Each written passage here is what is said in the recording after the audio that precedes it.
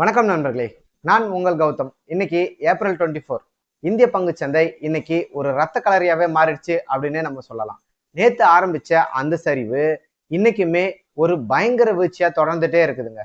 முக்கியமா சொல்ல போனா நம்ம நிப்டி அதோட முக்கிய சப்போர்ட் லெவலான 24,000 அப்படின்ற லெவலுக்கு கீழே போயிடுச்சு.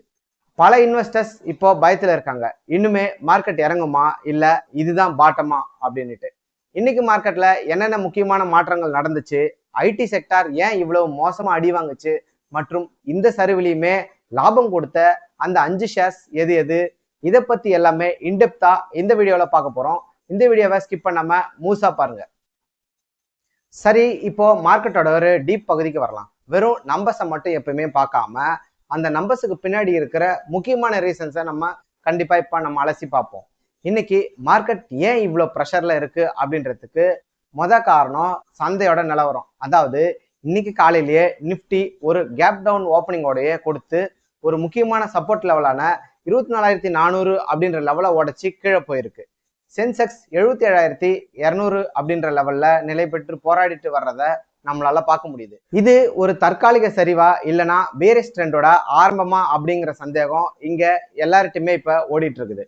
ரெண்டாவது பார்த்தோம் அப்படின்னா ஐடி துறையோட சரிவு. முதல் முக்கியமான காரணம் நம்ம ஒரு ஐடி ஷேர்ஸ் எல்லாமே அமெரிக்காவோட ஃபெடரல் ரிசர்வ் வட்டி விகிதங்களை குறைச்சதுக்கு எதிர்பார்த்துட்டு இருந்தோம். ஆனா அங்க இருக்கிற பணவீக்கம் இன்னுமே குறையாததுனால வட்டி குறைப்பு தள்ளி போகுமோ அப்படின்ற ஒரு நியூஸ் உறுதியா இருக்குது. இதனோட விளைவு என்ன அப்படின்னு பாத்தீங்கன்னா, அமெரிக்க நிறுவனங்கள் அவங்களோட புது ப்ராஜெக்ட்ஸ் எல்லாமே தள்ளி போட ஆரம்பிச்சிட்டு இருக்காங்க.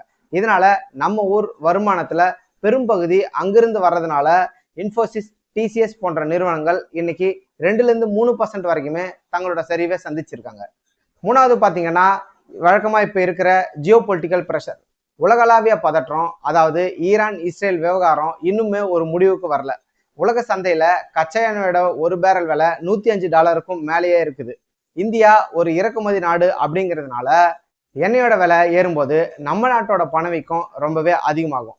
இது வட்டி விகிதங்களை குறைக்க விடாம ரிசர்வ் பேங்கிற்கு ஒரு நெருக்கடியை தருது. கடைசியா மிக முக்கியமான விஷயம் எஃப்ஐஎஸ் செல்லிங். கடந்த சில வாரங்களாவே வெளிநாட்டு முதலீட்டாளர்கள் இந்திய சந்தையிலிருந்து லாபத்தை எடுத்துட்டு வெளியே போறாங்க. அவங்களோட பணத்தை எல்லாமே அமெரிக்க பாண்டு பக்கமா திருப்புறது சந்தைக்கு ஒரு மிகப்பெரிய சவாலா அமைஞ்சிருக்கு. சரி நண்பர்களே, மார்க்கெட் சரிவில் இருந்தாலுமே சில ஷேர்ஸ் இன்னைக்கு கிரீன்ல ட்ரேட் ஆகிருக்கு. முதலீட்டாளர்களுக்கு நம்பிக்கையும் கொடுத்துருக்காங்க. அதே சமயம் சில முன்னணி பங்குகள் பலத்த அடியை வாங்கியிருக்காங்க. அவங்க யாரு, ஏன் இந்த மாற்றம் அப்படின்றத நம்ம இப்ப கிளியரா பார்க்கலாம் வாங்க. முதல்ல நம்ம லிஸ்ட்ல இருக்கிறது கோல் இண்டியா. 2.5% இன்க்ரீஸ் ஆயிருக்காங்க. இப்போ நிலவர கடும் வெயில் காரணமா மின்சார தேவை மிக உச்சத்தை தொட்டிருக்கு. இதனால நிலக்கரிக்கான டிமாண்ட் ரொம்பவே அதிகரிச்சிருக்கு. ஒரு டிவிடெண்ட் கிங்கா மட்டும் இல்லாம இப்போ ஒரு குரோத் ஸ்டாக்காவுமே கோல் இண்டியா அதோட ஆதிக்கத்தை செலுத்திட்டு வர்றதை நம்மளால பார்க்க முடியுது. மார்க்கெட் டவுன் ட்ரெண்டுக்கு போகும்போது எப்பவுமே இன்வெஸ்டர்ஸ் தஞ்சம் அடைகிற ஒரு இடம் டிஃபென்சிவ் ஸ்டாக்ஸ் தான். அது எஃப்எம்சிஜி துறை. இன்னைக்கு சந்தை சரிஞ்சாலுமே நெஸ்லே இந்தியா 1.8% லாபத்துல முடிவடைஞ்சிருக்காங்க. எவ்வளவுதான் பொருளாதார நெருக்கடி வந்தாலுமே மக்கள் அத்தியாவசிய பொருளை வாங்குறத எப்பயுமே நிறுத்த மாட்டாங்க.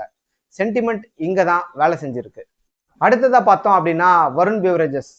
முன்னாடியே சொன்ன மாதிரி கோடைக்காலம் ஆரம்பிச்சதுனால குளிர்பான விற்பனை ரொம்பவே சூடு பிடிக்க ஆரம்பிச்சிருக்கு. இது இவங்களோட அடுத்த குவார்டர் ரிசல்ட்ல நல்ல எதிரொலிக்கும் அப்படின்னு எதிர்பார்த்து இன்வெஸ்டர்ஸ் இந்த பங்குகளை அதிகமா வாங்க ஆரம்பிச்சிருக்காங்க. அடுத்ததா இன்னைக்கு சரிவு சந்திச்ச பங்குகளை பார்க்கலாம். மார்க்கெட்டோட பிக் டிசப்பாயின்மெண்ட் இன்ஃபோசிஸ் மட்டும்தாங்க. என் முன்னாடி நான் சொன்ன மாதிரி அந்த ஐடி கிரைசிஸ் காரணமா இந்த பங்கு 5%க்கும் மேல சரிஞ்சிருக்கு. அது மட்டும் இல்லாம இதோட முக்கியமான டெக்னிக்கல் சப்போர்ட் லெவலையுமே உடைச்சு கீழே போயிருக்குது. லாங் டேர்ம் இன்வெஸ்டர்ஸை கொஞ்சம் யோசிக்கவே வச்சிருக்காங்க அப்படின்னு நம்ம சொல்லலாம். இன்ஃபோசிஸை தொடர்ந்து ஐடி துறையோட மற்றொரு ஜாம்பவான எல்டிஐ மைண்ட்ரி இவங்களுமே சரிவை சந்திச்சிருக்காங்க. அமெரிக்க வட்டி விகிதங்கள் தொடர்பான கவலைகள் இந்த மிட் கேப் மற்றும் லார்ஜ் கேப் ஐடி ஷேர்ஸை ரொம்பவே அதிகமா பாதிச்சிருக்காங்க. கடைசியா அதானி டோட்டல் கேசஸ். கச்சா எண்ணெயோட விலை உயர்வு மற்றும் சர்வதேச சந்தையில நிலவர சில எதிர்மறையான செய்திகள்னால இந்த ஷேர்ஸ் கிட்டத்தட்ட 3% வரைக்கும் சரிவு கண்டிருக்கு. ஒரு புல்பேக் கிடைக்கும் அப்படின்னு எதிர்பார்த்தவங்களுக்கு இன்னைக்கு ரொம்ப ஏமாற்றம் தான் மிஞ்சி இருக்குது. ஸோ இன்னைக்கு மார்க்கெட் நிலவரம் இதுதாங்க. ஒரு பக்கம் செக்டார் சார்ந்த உயர்வு இருந்தாலுமே ஒட்டுமொத்த சந்தையுமே ஐடி பங்குகளால சரிஞ்சிருக்கு. இந்த சரிவுல நீங்க புதுசா முதலீடு செய்ய போறீங்களா, இல்ல உங்ககிட்ட இருக்கிற லாபத்தை புக் பண்ண போறீங்களா அப்படின்றத கீழே கமெண்ட்ல சொல்லுங்க. இப்ப நம்ம பார்க்க போற செக்மெண்ட் ரொம்பவே ஒரு முக்கியமானதுங்க. ஒரு ஸ்டாக் ஏறுறதும் இறங்குறதும் ஒரு சாதாரண விஷயம்தான். ஆனா வால்யூம் அதிகமா இருந்தா அங்க ஏதோ ஒரு பெரிய விஷயம் நடக்குது அப்படின்றது அர்த்தம்.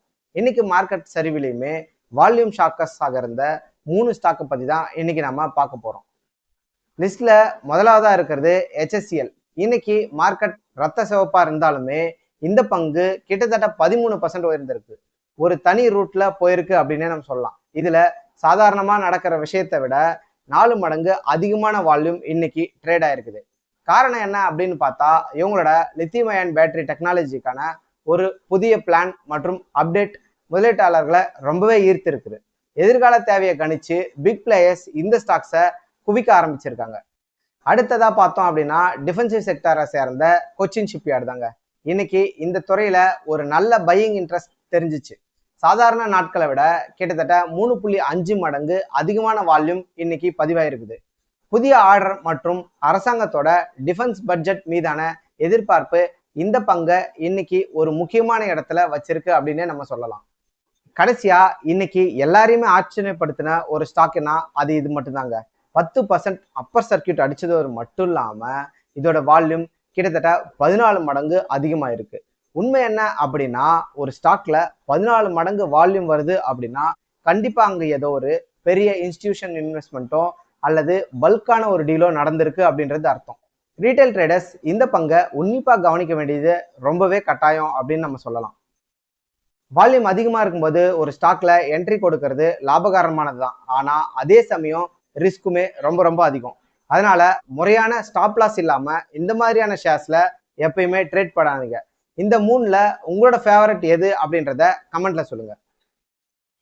இன்வெஸ்டர்ஸ் கவனிக்க வேண்டிய மிக முக்கியமான செய்தி, இன்னைக்கு மார்க்கெட் முடிஞ்ச பிறகு ரிலையன்ஸ் அவங்களோட ரிசல்ட்ஸை வெளியிட போறாங்க.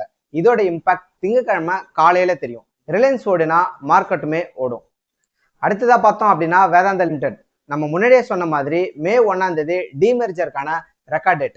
உங்ககிட்ட வேதாந்தாவோட ஷேர்ஸ் இருந்தா அதை ஹோல்டு பண்றதா இல்லையா அப்படின்றத ஒரு முறை உங்களோட நிதி ஆலோசகர்கிட்ட கேட்டு கன்ஃபார்ம் பண்ணிக்கோங்க.